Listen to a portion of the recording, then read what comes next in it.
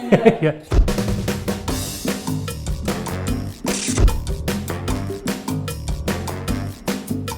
So this is our newest vegetarian option that's going on the menu. It just went on this past week.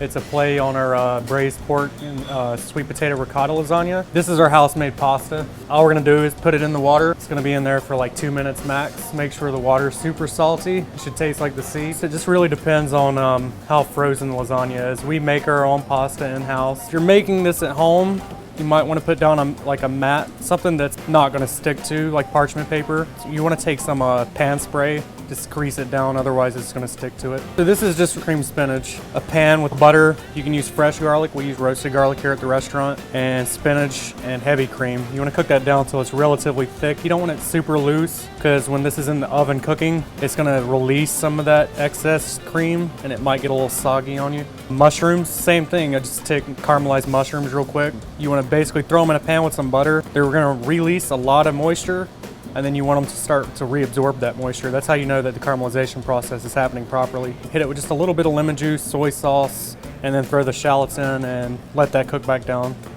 Once it's absorbed the soy sauce, then we just put some cream in it. And same thing with the cream spinach, you know, just kind of let it absorb as much cream as possible so that you're not really going to be releasing it during the cooking process in the oven. It's just a quick repeat process of just overlapping ingredients. I'd say one of the most important things is kind of mashing it down. This is going to allow the ingredients to spread a little bit. That way you're not just stuck with one big dry piece of pasta at the end. Grease the pan real well. This is important. You don't want to over grease it, but you know, you want to just have some in there. One of the things I like most about this specific lasagna set is that it's kind of like a cross between a baked ravioli and a lasagna. If you have enough oil in here, it's going to kind of crisp up these edges during the cooking process, and it'll keep it from drying out too much. So we'll throw it in the oven at 400, and it shouldn't take no more than 10 minutes. All right, so after 10 minutes, again, what you're looking for is that super nice, crispy, golden brown edge. If it gets like this, you can pretty much guarantee that the interior is going to be filled up. That's the important thing when you're actually building it.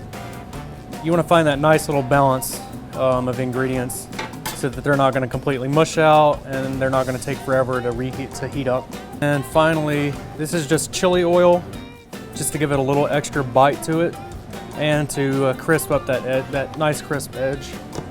And then just a little salt.